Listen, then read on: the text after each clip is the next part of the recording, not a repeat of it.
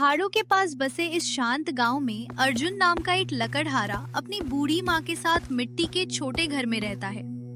घर साधारण है पर उसमें अपनापन भरा है। हर सुबह की तरह आज भी अर्जुन काम पर जाने से पहले अपनी कुल्हाड़ी संभाल रहा है और उसकी माँ चूल्हे पर रोटी सेकते हुए उसे देख रही है।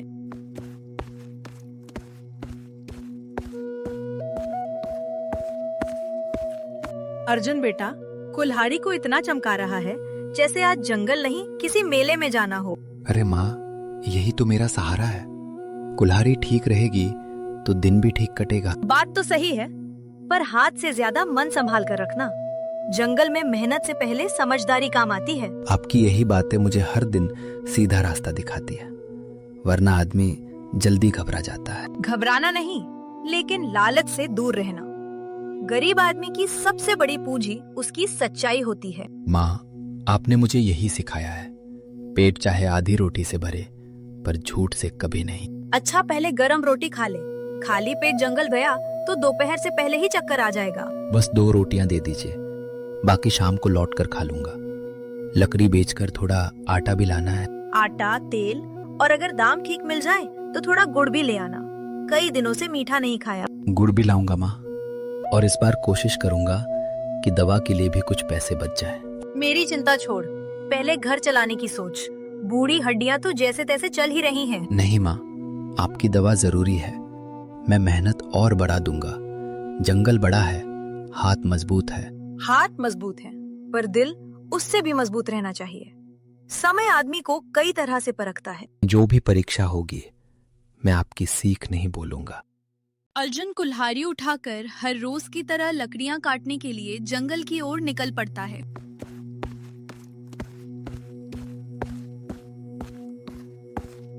अर्जुन आज बहुत सुबह निकल पड़ा।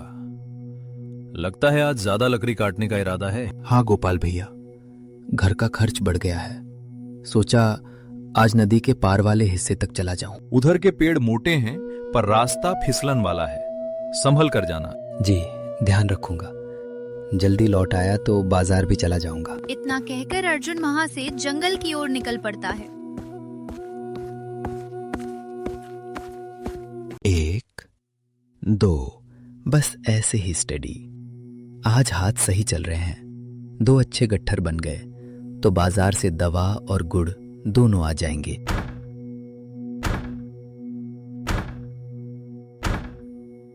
कुछ देर की मेहनत के बाद उसके माथे पर पसीना चमकने लगता है। वो रुककर सांस लेता है, पानी पीता है और पास की नदी की ओर देखता है जो पेड़ों के पीछे चमक रही है। पहले ये तना काट लूं, फिर नदी किनारे बैठकर रोटी खा लूंगा। अर्जुन फिर वार करता है। हर चोट के साथ लकड़ी में दरार गहरी होती जाती है। अचानक पास की झाड़ी से किसी के कदमों की आहट आती है। अरे अर्जुन, तू यहाँ है? मैं समझा आज तू ऊपर वाले हिस्से में गया होगा। नहीं भीमा, आज नीचे वाले रास्ते से आया।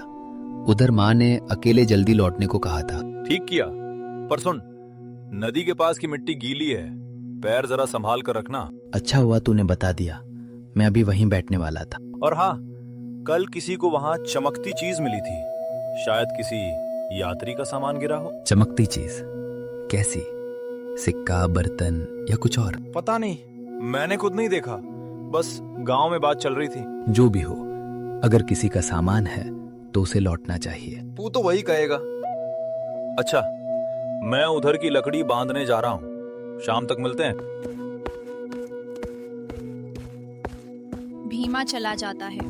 अर्जुन फिर काम में लग जाता है, लेकिन अब उसके मन में नदी किनारे की बात हल्की सी घूमने लगी है।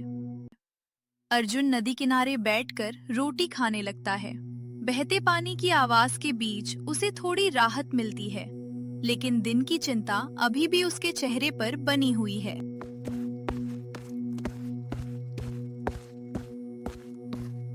वो पानी पीने के लिए झुकता है, तभी धूप की एक किरण नदी के किनारे कीचड़ में पड़ी किसी चमकती चीज पर पड़ती है। अर्जुन की नजर उधर ठहर जाती है। ये क्या है? सचमुच कुछ चमक रहा है। वह डिब्बे को उठाकर साफ करता है। किनारों पर नक्काशी बनी है, जैसे किसी अमीर घर की चीज हो। ताला नहीं है, बस ढक्कन कसकर बंद है। खोलूं या ना खोलूं? अगर किसी का खोया सामान है तो ऐसे देखना भी ठीक नहीं, लेकिन अंदर नाम या कोई पहचान हो तो मालिक मिल सकता है। अर्जुन कुछ पल सोचता है। उसके चेहरे पर दुविधा साफ है। घर की गरीबी, माँ की दवा और सामने रखा रहस्यमय डिब्बा, तीनों बातें एक साथ उसके मन में घूम रही हैं। नहीं, पहले इसे गांव ले चलूंगा। सबके सामने ही खुलवाना ठीक रहेगा। वो डिब्बा थैले में रखता है। तभी पीछे से किसी के आने की आवाज आती है। अर्जुन पलट कर देखता है। अरे भाई जरा ठहरो, तुम्हारे हाथ में जो था वो कहाँ गए? सामने खड़ा आदमी गांव का नहीं लगता। उसके कपड़े साफ है, पैरों में मजबूत जूते हैं और आंखों में किसी खोई चीज की जल्दी दिखाई देती है।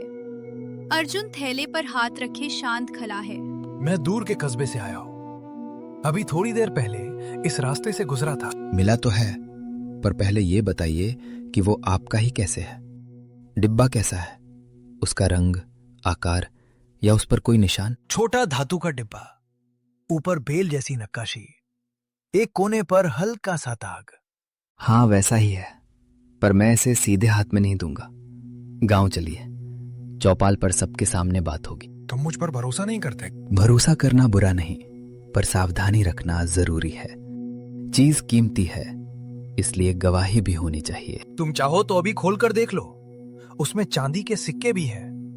अगर तुमने पाया है तो कुछ हिस्सा तुम्हारा बनता है। जो मेरा नहीं, उसका हिस्सा भी मेरा नहीं। सोच लो, तुम्हारे कपड़े और औजार देखकर लगता है तुम्हें पैसों की जरूरत है। जरूरत है, बहुत है, पर जरूरत इंसान को बेईमान नहीं बनाती अगर वो खुद न बने। दिलचस्प आदमी हो तुम। आजकल लोग पहले सिक्के गिनते हैं, फिर सवाल पूछते हैं। व्यापारी अर्जुन को ध्यान से देखता है, जैसे उसके जवाबों को परख रहा हो। नदी की हवा अचानक कुछ भारी सी लगने लगती है। ठीक है, गांव चलते हैं, लेकिन रास्ते में एक बात और बतानी होगी। कौन सी बात? ये डिब्बा जितना बाहर से दिखता है, उससे कहीं ज्यादा महत्वपूर्ण है। अर्जुन थैला कसकर पकड़ता है और दोनों पगडंडी की ओर बढ़ते हैं।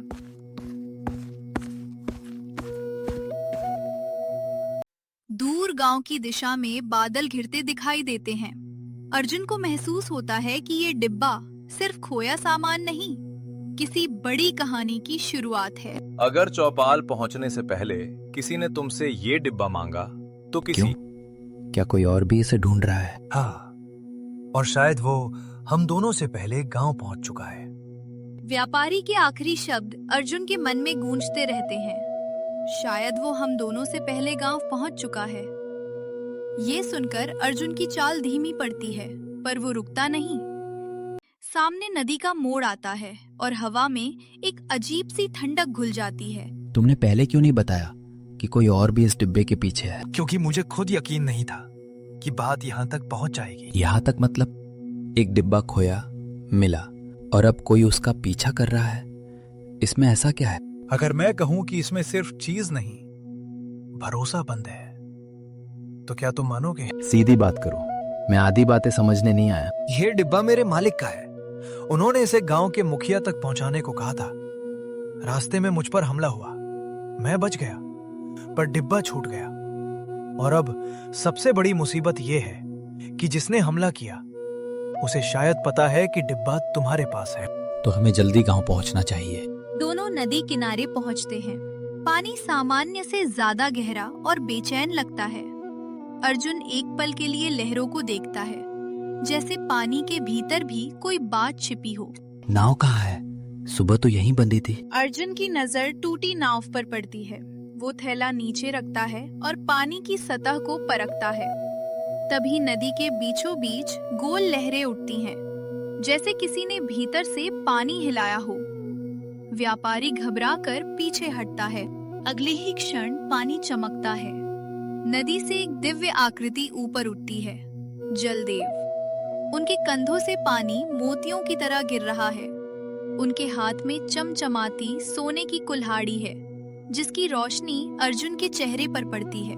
अर्जुन, क्या ये तुम्हारी कुल्हाड़ी है? सुनहरी चमक तेज है, पर अर्जुन की आंखों में लालच नहीं, पहचान की सावधानी है। वो कुल्हाड़ी को गौर से देखता है और तुरंत सिर हिला देता है।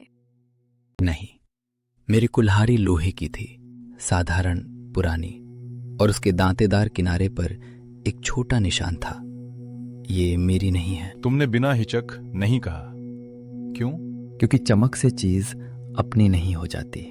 जो मेरा है वही मेरा। जलदेव फिर पानी में उतर जाते हैं। लहरें कुछ पल के लिए शांत हो जाती हैं। व्यापारी अर्जुन को ऐसे देखता है जैसे पहली बार उसे समझ रहा हो। तुम्हें एक पल को भी लालच नहीं आया? काश मैं भी हर मोड़ पर इतना साफ रहता। अभी भी रह सकते हो, बस जो जानते हो सब कह दो। इस बार जलदेव के हाथ में चांदी की कुल्हाड़ी है। उसकी चमक सोने जितनी, चुभती नहीं पर फिर भी आकर्षक है। व्यापारी की सांस थमी हुई है। अर्जुन सीधा खड़ा रहता है। अर्जुन, क्या ये तुम्हारी कुल्हाड़ी है? नहीं, ये भी मेरी नहीं है। मेरी कुल्हाड़ी साधारण थी, पर मेहनत की साथी थी। अगर मैं कहूं इसे ले लो? तब भी नहीं लूंगा। जो मेरा नहीं उसे रखने से मन भारी हो जाता है। जलदेव की आंखों में हल्की मुस्कान आती है। वे तीसरी बार जल में डूबते हैं। इस बार नदी कुछ ज्यादा देर तक शांत रहती है, जैसे भीतर कोई फैसला लिया जा रहा हो। मुझे लगता है ये सिर्फ कुल्हाड़ी की परीक्षा नहीं है।